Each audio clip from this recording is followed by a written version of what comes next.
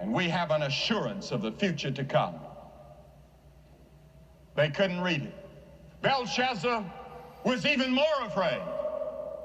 The writing was getting lighter all the time and more brilliant. People were frightened. And his mother heard about it, and his mother, incidentally, was not at the party. But she came in, and she said, "Son, what is this I hear about a strange writing?" And he pointed over to the wall. She said, "I know a man that can read that writing. His name is Daniel. He's a great prophet. He helped your grandfather interpret dreams. He was prime minister under your grandfather. He's been living in sort of semi-retirement. Perhaps you don't know him." You notice Daniel wasn't at the party either. That wasn't Daniel's crowd. The Bible says, "Be ye separate from the world, saith the Lord, and touch not the unclean thing." Friendship with the world is enmity with God. We are to live a separated life from the evils of the world. Now, we're to live in the world. We can't help that. Jesus moved with publicans and sinners, and he was criticized for it. We can't withdraw from the world, but we're not to participate in the evils of the world. Daniel was not at the party, but they sent for him, and he came in, and Belshazzar said, "Daniel, you see that writing? If you'll read that writing, I'll make you the third ruler in the empire. I'll put a gold chain of authority around your neck, and I'll put royal robes on you, and you'll be a member of the royal family, next to me." Daniel looked at the writing, and he recognized it immediately. That was his father's handwriting. That was God the Father's handwriting, and he had studied God and lived with God all these years, and he knew that that was God's writing.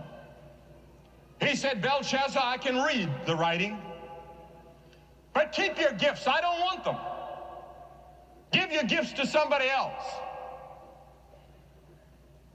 You see, Belshazzar, O king, you have lifted yourself up against the Lord of heaven, and they have brought the vessels of God's holy house before thee, and you and your lords and your wives and your concubines have drunk wine in them, and God is offended. And thou hast praised the gods of gold and silver and brass and iron and wood and stone that see not and hear not and know not. And the God in whose hand thy breath is, and whose are all thy ways, thou hast not glorified. Yes, Belshazzar, I'll read it. Notice one thing. Daniel does not charge Belshazzar with drunkenness, though he was drunk. He doesn't charge him with immorality, though he was immoral. He doesn't charge him with sacrilege, though he was profane. He doesn't charge him with lasciviousness, though there was evidence all around. But he charged him with this: the God in whose hand thy breath is, and whose are all thy ways, thou hast not glorified. God had given Belshazzar everything he had, even the ability to laugh. His food, his drink, his power, his riches, everything had come from God, but he hadn't thanked the Lord for it. Daniel said, "All right, here's the writing. Mene, tekel, upharsin. This is the interpretation. Mene, God has numbered your kingdom and finished it.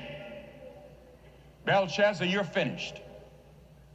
Your last day has been spent on this earth. Tekel, you have been weighed in the balances of God and found wanting. Peres, thy kingdom is divided and given to the Medes and the Persians.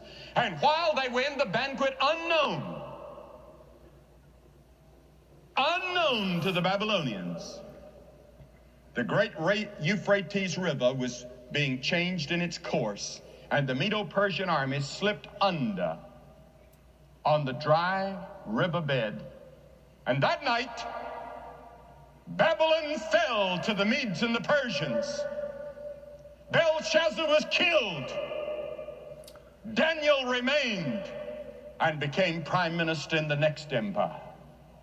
Both empires respected him for his wisdom and his faith and his purpose and his godliness.